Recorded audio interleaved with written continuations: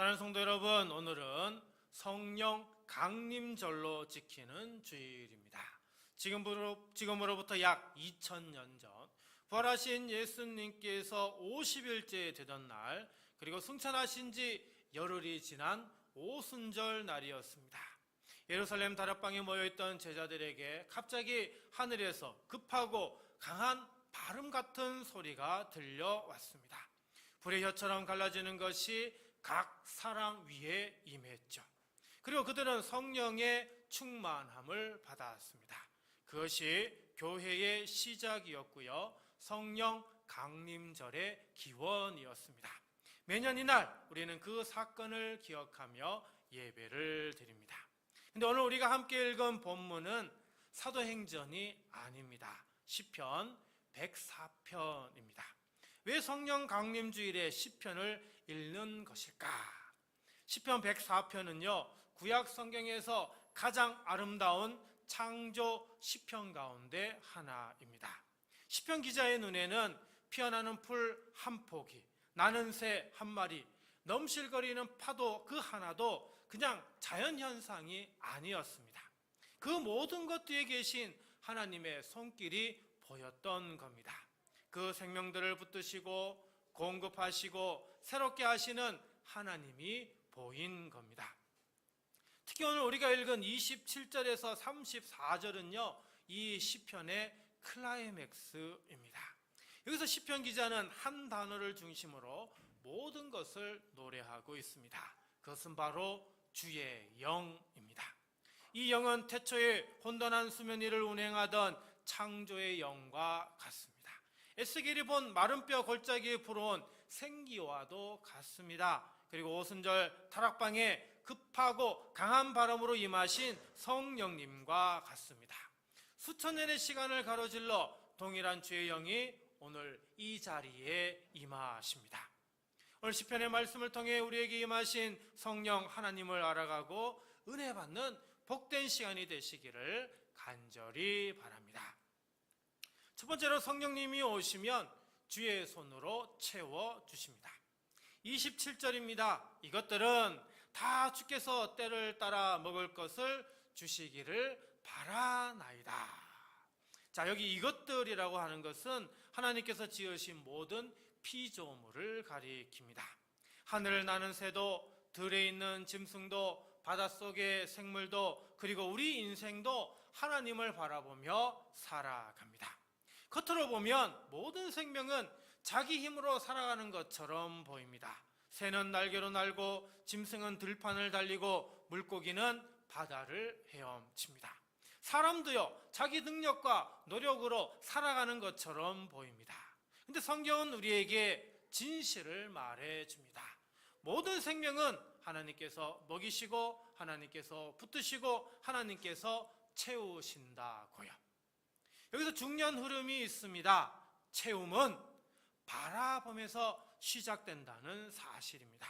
오늘 본문은 피조물들이 주께서 때를 따라 먹을 것을 주시기를 바란다, 이렇게 말씀하고 있습니다.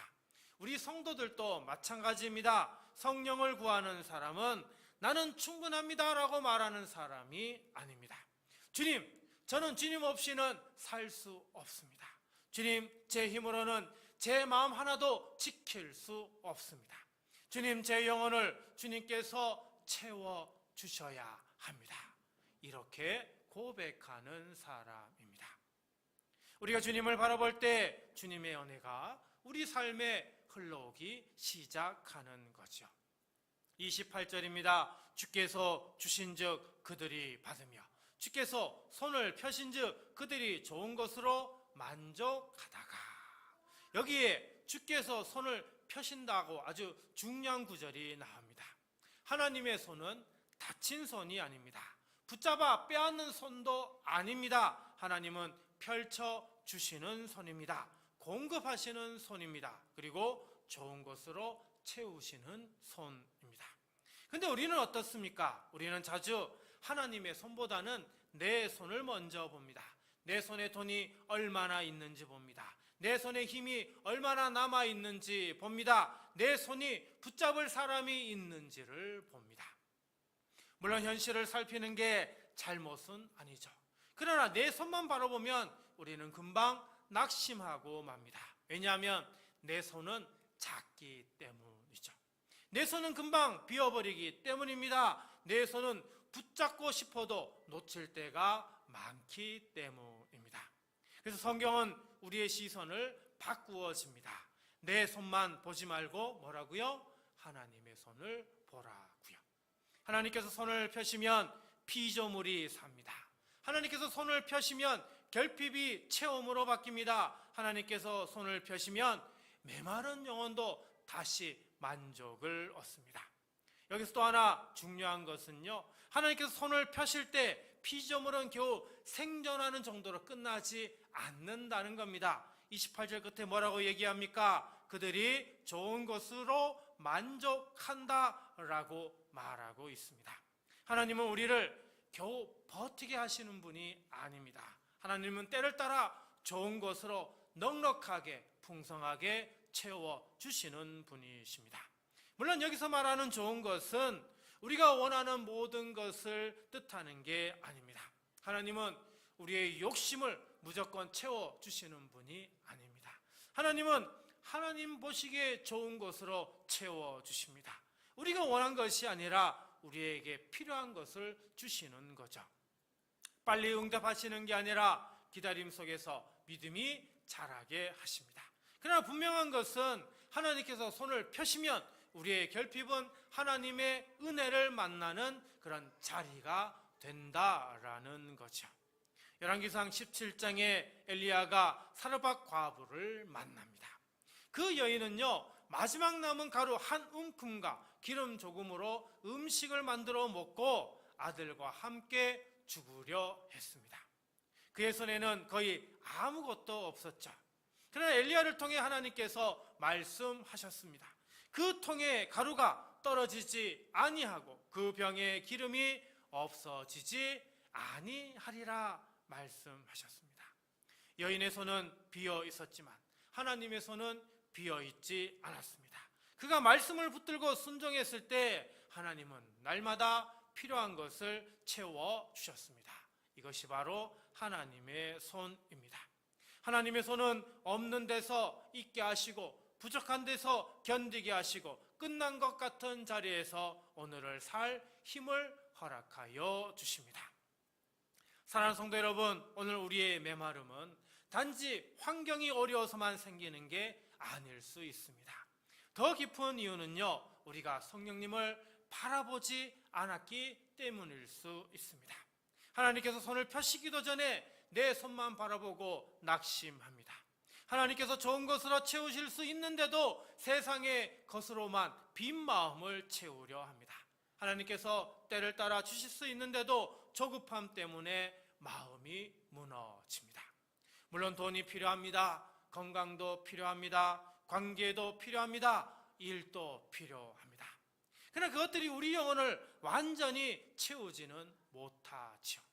내 마음 가장 깊은 곳의 결핍은 하나님의 손이 아니면 채워지지 않기 때문입니다. 그래서 오늘 우리에게 누가 필요해요? 성령님이 필요합니다. 성령님이 오셔야 합니다. 성령님께서 우리의 시선을 주님께로 돌려주셔야 합니다. 성령님께서 우리 안에 하나님을 바라는 마음을 다시 일으켜 주셔야 합니다. 그러므로 오늘 우리는 이렇게 기도해야 합니다. 주님, 내 손에 없는 것 때문에 낙심하지 않게 하소서. 주님의 손에 있는 은혜를 바라보게 하소서. 성령님, 메마른 내 마음을 주님의 좋은 것으로 채워주소서. 사랑하는 성도 여러분, 성령님이 오시면 새로워집니다. 성령님이 오시면 우리의 눈이 주님의 손을 바라보게 됩니다. 그리고 주의 손이 펼쳐질 때 우리의 결핍은 하나님의 은혜로 채워지게 되는 겁니다. 오늘 성령 강림 주일에 우리의 결핍을 채워주시는 주님의 손을 붙드시길 간절히 기도드립니다. 두 번째로 성령님이 오시면 주의 영으로 살아납니다. 29절과 30절 말씀 봅니다. 주께서 낯을 숨기신즉 그들이 떨고 주께서 그들의 호흡을 거두신즉 그들은 죽어 먼지로 돌아가나이다. 주의 영을 보내어 그들을 창조하사 지면을 새롭게 하시나이다. 여러분, 이 두 구절을 보면요, 아주 강한 대조를 보여줍니다. 하나님께서 얼굴을 숨기시면 피조물은 어떻게 해요? 떤다고 말씀합니다. 하나님께서 호흡을 거두시면 죽어 먼지로 돌아간다 말씀합니다. 그런데 하나님께서 주의 영을 보내시면 어떻게 해요? 다시 창조되고요, 지면이 새롭게 된다 말씀하고 있습니다. 자, 여기서 우리는 인간의 나약함, 인간의 실체를 보게 됩니다. 사람은 강한 것 같지만 사실은 하나님께 의존할 수밖에 없는 존재라는 겁니다. 건강이 있어도 하나님께서 붙들어 주시지 않으면 설 수 없습니다. 돈이 있어도 하나님께서 생명을 거두시면 아무것도 붙잡을 수 없습니다. 지식이 있어도, 경험이 있어도, 인맥이 있어도 하나님의 호흡 없이는 살 수가 없는 거죠. 여기 이 19절은 창세기 3장 19절의 말씀을 떠올리게 합니다. 너는 흙이니 흙으로 돌아갈 것이니라. 그렇습니다. 사람은 흙으로 지음받은 존재입니다. 하나님께서 생기를 불어넣으셨기 때문에 산 존재가 된 것이죠. 그러므로 하나님께서 호흡을 거두시면 우리는 다시 흙으로 돌아가는 겁니다. 여기서 중요한 단어가 바로 주의 영입니다. 이것은 단순한 공기가 아닙니다. 생명을 움직이게 하는 하나님의 숨결이고 피조물을 살아있게 하는 하나님의 생명입니다. 하나님께서 주의 영을 보내실 때 죽어가던 생명이 다시 살아납니다. 사라지는 것 같던 생명이 다시 창조됩니다. 무너지고 메마른 지면이 다시 새로워집니다. 바로 이 30절에 나오는 중요한 단어가 바로 새롭게 한다라는 거죠. 이 새로움은요, 단순한 수리가 아닙니다. 낡은 것을 겉만 고치는 정도가 아닙니다. 조금 더 나아지는 수준도 아닙니다. 하나님께서 생명을 다시 불어넣어 주시는 전면적인 새로움인 것이죠. 우리는 가끔 성령의 역사를 너무 작게 생각을 합니다. 성령님이 오시면 마음이 조금 편안해지겠지. 성령님이 도우시면 문제를 조금 더 잘 견디게 해 주시겠지라고요. 물론 성령님은 우리를 위로하시고 어려운 현실을 견디게 하여 주십니다. 그러나 성령님의 역사는 거기에서 끝나는 것이 아닙니다. 성령님은 죽어가던 생명을 살리십니다. 성령님은 완전히 지쳐버린 영혼을 다시 일으키십니다. 성령님은 무너진 믿음을 새롭게 하여 주십니다. 성령님은 끝났다고 생각한 자리에서 다시 시작하게 하여 주십니다. 30절에는 그들을 창조하사라는 말씀이 나옵니다. 여기서 창조는요, 인간의 기술이나 노력으로 만들어내는 게 아니라 하나님께서 친히 생명을 일으키시는 창조의 역사를 말하는 것입니다. 여러분, 이게 중요합니다. 성령의 역사는 자기 개발이 아닙니다. 성령의 역사는 단순한 마음가짐의 변화가 아닙니다. 성령의 역사는 내가 다시 해보겠다는 의지력의 문제가 아닙니다. 성령의 역사는 하나님께서 죽어가던 나를 새롭게 창조하시는 사건인 것입니다. 사랑하는 성도 여러분, 이 말씀은 오늘 우리의 이야기이기도 합니다. 우리도 하나님께서 붙들어 주시지 않으면 금방 무너집니다. 우리의 믿음도 저절로 유지되는 게 아닙니다. 기도도 저절로 뜨거워지지 않습니다. 사랑도 저절로 깊어지지 않습니다. 예배의 감격도 저절로 살아나지 않습니다. 성령님이 오셔야 합니다. 성령님이 우리 안에 생명의 숨결을 불어넣어 주셔야 합니다. 그래서 우리는 내 힘으로 나를 바꾸려는 그 자리에서 성령님을 구하는 자리로 나아가야 하는 것이죠. 그러므로 이 시간 우리 모두 이렇게 기도하길 원합니다. 성령님, 내 안에 죽어가던 믿음을 다시 살려 주옵소서. 성령님, 식어버린 기도를 다시 뜨겁게 하옵소서. 성령님, 무너진 마음을 다시 새롭게 하옵소서. 성령님, 나를 수리하는 정도가 아니라 새롭게 창조하여 주옵소서. 사랑하는 성도 여러분, 주의 영이 임할 때 끝난 것 같던 여러분의 삶과 가정 위에 하나님의 위대하신 새 창조가 다시 시작되기를 주님의 이름으로 축복합니다. 마지막 세 번째로 성령님이 오시면 주님 안에서 찬양을 하게 됩니다. 33절 말씀 볼까요? 내가 평생도록 여호와께 노래하며 내가 살아있는 동안 내 하나님을 찬양하리로다. 시인은요, 하나님의 창조 세계를 바라보았습니다. 하나님께서 피조물을 먹이시는 것을 보았습니다. 하나님께서 손을 펴셔서 좋은 것으로 만족하게 하는 것을 보았습니다. 하나님께서 주의 영을 보내셔서 지면을 새롭게 하시는 것을 보았습니다. 그리고 그 모든 묵상의 끝에서 시인은 이렇게 고백하고 있습니다. 내가 평생토록 여호와께 노래하겠습니다. 내가 살아있는 동안 내 하나님을 찬양하겠습니다. 이렇게 하고요. 사랑하는 성도 여러분, 이것이 성령으로 새로워진 사람의 자연스러운 응답입니다. 성령님이 오시면 닫혀있던 우리의 입술이 열립니다. 성령님이 오시면 굳어있던 우리의 마음이 풀립니다. 성령님이 오시면 원망이 감사로 바뀌고 불평이 찬양으로 바뀝니다. 성령님이 오시면 하나님을 향한 기쁨이 우리 안에 다시 살아나는 것이죠. 여기 보니까 노래하며 찬양하리로다 라고 하는 단어가 나오는데, 이 두 단어 보면 원어로는 하나의 단어입니다. 아쉬라라고 하는 단어인데요, 그냥 노래가 나온다 이 정도가 아닙니다. 내 생명 전체를 걸고 내가 노래하겠다라고 하는 믿음의 결단이 담겨 있는 것이죠. 여기서 시인이 지금 얘기하는 것은 단순히 좋은 일이 있으면 노래하겠다 이렇게 말하는 게 아닙니다. 문제가 해결되면 찬양하겠습니다 이렇게 말하는 게 아닙니다. 내가 평생도록 여호와께 노래하겠다 말하고 있습니다.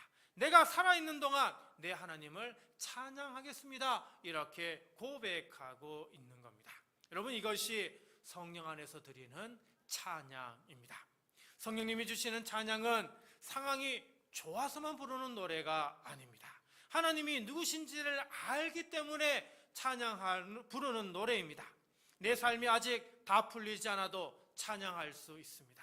내 마음에 여전히 무거운 짐이 있어도 찬양할 수 있습니다.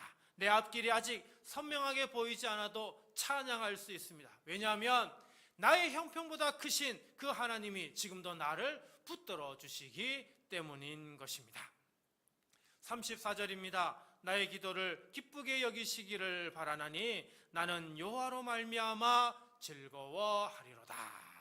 여기 즐거워하리로다 이렇게 고백하고 있는데요, 여러분, 이 즐거움의 근거가 어디에 있다고요? 여호와로 말미암아라고요. 시인은요, 나는 형편이 좋아서 즐거워하리라 이렇게 말하지 않습니다. 나는 문제가 전혀 없어서 즐거워할 것이라고 말하지 않습니다. 나는 사람들이 나를 알아주기 때문에 즐거워하겠다고 말하지 않습니다. 시인은 그냥 이렇게 말합니다. 나는 여호와로 말미암아 즐거워하리로다 라고요. 사랑하는 성도 여러분, 성령님이 오시면 기쁨의 근원이 바뀝니다. 예전에는 환경이 좋아야 기뻤습니다. 사람들이 인정해 주어야 기뻤습니다. 문제가 해결되어야 마음이 놓였습니다. 내 뜻대로 일이 풀려야 감사할 수 있었습니다. 하지만 성령님이 오시면 우리는 주님 때문에 기뻐하는 사람으로 바뀌게 되는 것입니다. 상황은 아직 어렵지만 주님이 나의 생명이시기 때문에 기뻐합니다. 길은 아직 막막하지만 주님이 나의 공급자이시기에 찬양합니다. 내 손은 비어있지만 주님의 손이 펴져 있음을 믿기에 감사합니다. 내 안에는 힘이 부족하지만 주의 영이 나를 새롭게 하심을 믿기에 다시 일어날 수 있는 것이죠. 여러분, 34절에는 또 하나의 중요한 단어 기도가 나옵니다.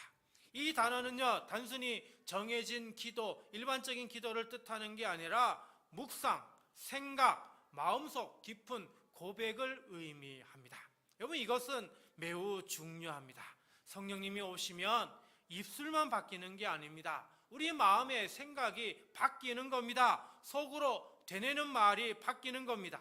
그래서 이전에는 속으로 불평을 되뇌었습니다. 이전에는 나는 안 돼, 내 삶은 왜 이렇게 어렵나, 왜 나만 이런 일을 겪나라는 그런 생각들만이 반복되었죠. 근데 성령님이 오시면 묵상이 바뀝니다. 하나님을 생각하게 됩니다. 하나님의 은혜를 되새기게 됩니다. 하나님의 손을 바라보고 하나님의 영을 사모하게 됩니다. 그러면 마음 깊은 곳에서 저절로 찬양이 시작되는 것이죠. 성경에서 이 사실을 가장 잘 보여주는 이야기가 사도행전 16장에 나오는 바울과 실라 이야기입니다. 그들은 복음을 전하다가 엄청나게 매를 맞았습니다. 억울하게 감옥에 들어갔죠. 발은 착고에 묶였습니다. 몸은 매를 맞아 아팠고 상황은 전혀 좋아질 기미가 보이지 않았습니다. 그런데도 한밤중에 이들이 무엇을 했습니까? 하나님께 기도하고 찬양했습니다. 감옥문이 열렸기 때문에 찬양한 게 아닙니다. 문제가 해결되었기 때문에 찬양한 것도 아닙니다. 아직 감옥 안에 있을 때 찬양했습니다. 아직 몸이 아플 때 찬양했습니다. 아직 앞날이 캄캄할 때 그들은 하나님께 찬양을 했던 겁니다. 왜냐하면 그들 안에 누가 계셨기 때문에? 성령님이 계셨기 때문입니다. 성령님이 함께 하시면 감옥도 예배의 자리가 됩니다. 성령님이 함께 하시면 묶인 발보다 하나님을 향한 열린 마음이 더 커지게 되는 겁니다. 그 밤에 찬양이 울려 퍼졌고요. 하나님은 그 찬양 가운데 감옥문을 여셨던 겁니다. 사랑하는 성도 여러분, 오늘 우리에게도 이런 찬양이 회복되어야 합니다. 성령님께서 우리의 입술을 다시 열어주셔야 합니다. 성령님께서 우리의 마음의 묵상을 바꾸어 주셔야 합니다. 성령님께서 상황 때문에 흔들리는 기쁨이 아니라 주님으로 말미암아 즐거워하는 믿음을 회복시켜 주셔야 합니다. 그래서 이 시간 우리 모두 이렇게 기도하길 원합니다. 성령님, 내 입술을 다시 열어주소서. 내 마음의 묵상을 바꾸어 주소서. 주님으로 말미암아 즐거워하는 믿음을 주소서. 내가 평생도록 여호와께 노래하며 살아있는 동안 내 하나님을 찬양하게 하소서. 오늘 이 기도가 저와 여러분 모두의 고백이 되기를 간절히 바랍니다. 말씀을 맺습니다. 오늘은 성령 강림 주일입니다. 성령님이 오시면 우리의 삶은 새로워집니다. 주의 손이 펴질 때 결핍은요 은혜로 채워지고요.